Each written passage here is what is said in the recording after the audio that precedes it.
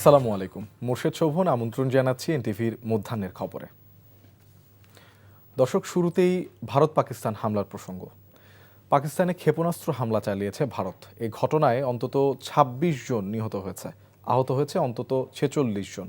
ভারতীয় সশস্ত্র বাহিনী বলছে অপারেশন সিঁদুর অভিযানে পাকিস্তানের ৯টি জায়গায় হামলা চালানো হয়েছে। অন্যদিকে ভারত শাসিত কাশ্মীরে পাকিস্তানের পাল্টা হামলায় ১০ ভারতীয় নিহত হয়েছে। এছাড়া ভারতীয় ৫টি বিমান বিধ্বস্ত করেছে বলে জানিয়েছে ইসলামাবাদ। এদিকে পাকিস্তান ভারতের ক্ষেপণাস্ত্র হামলা লজ্জাজনক বলছেন মার্কিন প্রেসিডেন্ট ডোনাল্ড ট্রাম্প। হামলার ঘটনায় উদ্বেগ প্রকাশ করেছেন জাতিসংঘের মহাসচিব অ্যান্তোনিও গুতেরেস। আসছে ঈদেও যাতে নৌযাত্রা আরও ভালো হয় সেজন্য সংশ্লিষ্ট কর্মকর্তাদের নির্দেশনা দেন নৌ পরিবহন উপদেষ্টা ব্রিগেডিয়ার জেনারেল অবসরপ্রাপ্ত এম শাখাওয়াত হোসেন। সকালে রাজধানীর কৃষিবিদ ইনস্টিটিউটে নৌ নিরাপত্তা সপ্তাহের উদ্বোধনী অনুষ্ঠানে তিনি একথা বলেন। এবারের নৌ নিরাপত্তা সপ্তাহের প্রতিপাদ্য দূষণমুক্ত নদী ও নিরাপদ নৌযান, সুস্থ থাকবে পরিবেশ, রক্ষা হবে প্রাণ। অনুষ্ঠানে নৌ পরিবহন উপদেষ্টা বলেন, নদীকে বাঁচাতে হবে, নদী না বাঁচলে বাংলাদেশ বাঁচবে না। ঘাটের ইজারা নিয়ে যাতে কোনো ঝামেলা না হয় সেজন্য সংশ্লিষ্ট কর্মকর্তাদের বিশেষ নজর দেওয়ার আহ্বান জানান উপদেষ্টা। নৌ সেক্টরে যাত্রী সেবা আরও কীভাবে বাড়ানো যায়, পাশাপাশি নৌযানের ফিটনেস সময় মতো পরীক্ষা নিরীক্ষা করতে সংশ্লিষ্টদের প্রতি আহ্বান জানান তিনি।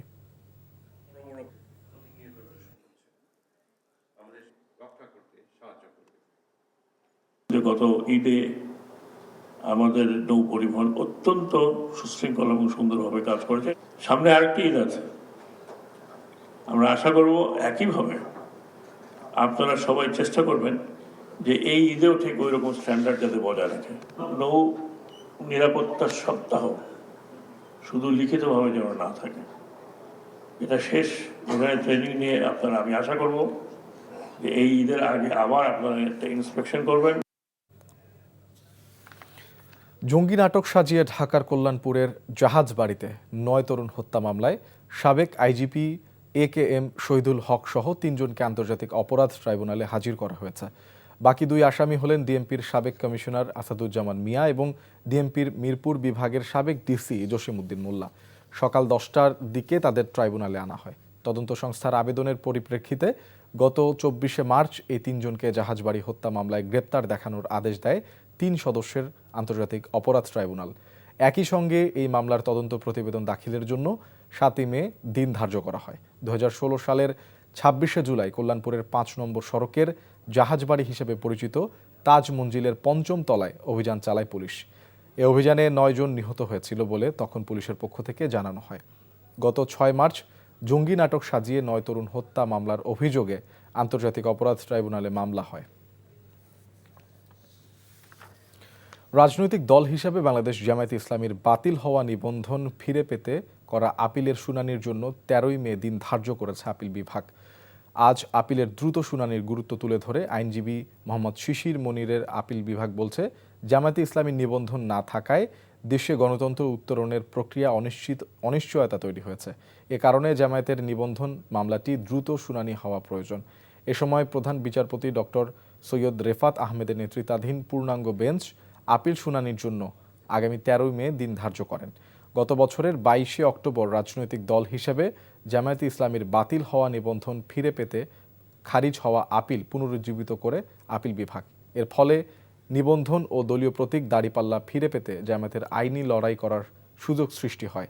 ২০১৩ সালের ১ আগস্ট জামায়াতে ইসলামীর নিবন্ধন বাতিল ও অবৈধ ঘোষণা করে রায় দেয় হাইকোর্ট। এরপর ২০১৮ সালের ৭ ডিসেম্বরে দলটির নিবন্ধন বাতিল করে প্রজ্ঞাপন জারি করে নির্বাচন কমিশন।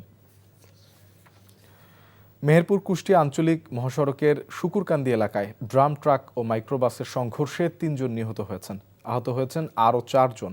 পুলিশ জানায়, গত রাতে শাহিন তার অসুস্থ দাদিকে নিয়ে মাইক্রোবাসে করে কুষ্টিয়া মেডিকেল কলেজ হাসপাতালে যাওয়ার পথে শুকুরকান্দি এলাকায় দাঁড়িয়ে থাকা একটি ড্রাম ট্রাকের সাথে সংঘর্ষ হয়। এতে মাইক্রোবাসে থাকা ৮ জন গুরুতর আহত হন। স্থানীয়রা তাদের উদ্ধার করে হাসপাতালে নিয়ে গেলে শাহিন, তার ফুপু আক্তার বানু এবং মাইক্রোবাসের চালক জামালের মৃত্যু হয়। এ ঘটনায় ড্রাম ট্রাক ও মাইক্রোবাসটি জব্দ করা হয়েছে। দুর্ঘটনার কারণ অনুসন্ধানে তদন্ত চলছে বলে জানিয়েছে পুলিশ।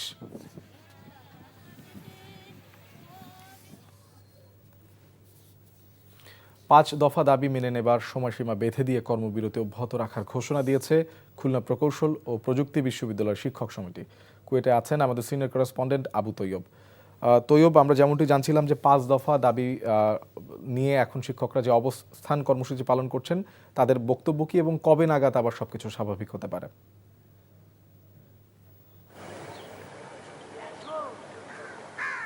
জি, মোহন, আপনি একটু আগে খবরে যেমনটি বলছিলেন, কুয়েটে কিন্তু সব কিছুই খোলা আছে। শিক্ষার্থী উপস্থিতি আছে, শিক্ষকরা আছে, নতুন বিসি আসছেন, কিন্তু যেটা পাঠদানটা কিন্তু হচ্ছে না। কারণ পাঠদান হচ্ছে না, শিক্ষকরা 5 দফা দাবি করেছেন। যে 5 দফা দাবির ভিতরে আছে 18 এবং 19 ফেব্রুয়ারি ওই যেখানে যে সংঘর্ষ হয় সেখানে শিক্ষকরা লাঞ্ছিত হয়েছিলেন এবং ওই তার পরবর্তীতে সামাজিক যোগাযোগের মাধ্যমে শিক্ষকদের চরিত্র হনন করা হয়েছে বলে শিক্ষকরা দাবি করেছেন এবং বলেছেন এগুলো বিচার না হলে তারা আর যে ওই ক্লাসে ফিরে যাবে না। একই সাথে কিন্তু শিক্ষকরা আমাদের যে প্রেস রিলিজ দিয়েছেন এখানে বলেছেন গত 23শে এপ্রিল শিক্ষা উপদেষ্টা খুলনা কুয়েটে এসেছিলেন এবং বিশ্ববিদ্যালয় মঞ্জুরি কমিশনে 3 সদস্য টিম যে খুলনা এসেছিলেন, তারা শিক্ষকদের সাথে কোনো আলোচনা না করায় তারা সরাসরি বলেছেন তারা ওই শিক্ষা উপদেষ্টা এবং শিক্ষা ওই মঞ্জুরি কমিশন অন্যায় বিচার করেছেন। এটা মূলত আর ওই শিক্ষক সমিতি মূলত ওই শিক্ষার্থীরা যখন যে 1 দফা নিয়ে আন্দোলন করছিল এই সময় শিক্ষক সমিতি ওই পাল্টা অবস্থান নেয়। শিক্ষক সমিতি বলে যে না, তারা 1 দফার বিরোধিতা করছেন, তারা এটা পূর্ণাঙ্গ ইন করেছেন।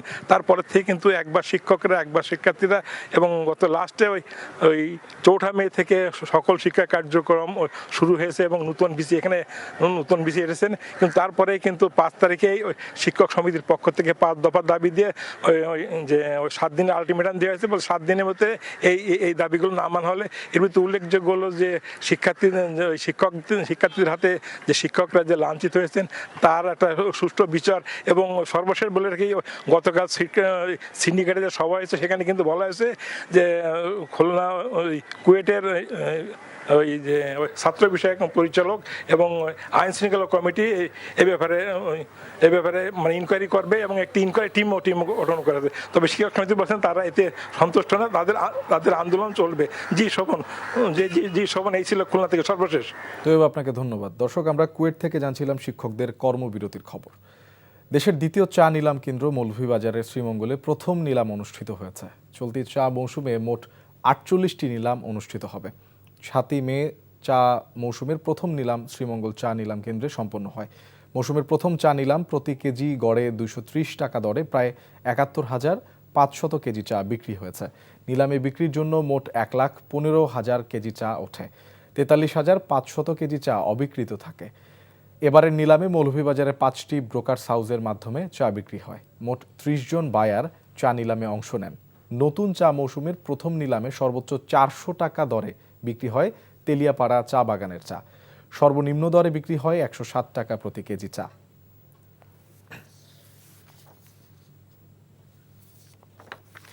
ইলিশ ধরা শুরুর 1 সপ্তাহ পর চাঁদপুর বড় স্টেশন মাছঘাটে বেড়েছে ইলিশের সরবরাহ বাড়ায় কর্মব্যস্ততা বেড়েছে ব্যবসায়ী ও শ্রমিকদের মাঝে। ক্রেতা বিক্রেতাদের হাঁক ডাকে মুখরিত এখন মৎস্য আড়ত। দক্ষিণাঞ্চলের নোয়াখালী হাতিয়া থেকে আসা ইলিশ ট্রাক থেকে শ্রমিকরা ঝুড়িতে করে আড়তের সামনে স্তূপ করছেন। পরে সেই ইলিশ আড়তের সামনে হাঁক ডাকে বিক্রি করছেন ব্যবসায়ীরা। আজকে চাঁদপুর মাছঘাটে 300 থেকে 350 মণ ইলিশ সরবরাহ হয়েছে। আজকের বাজারে 1 কেজি ওজনের ইলিশ বিক্রি হচ্ছে 2,800 টাকা থেকে 3,000 টাকায়।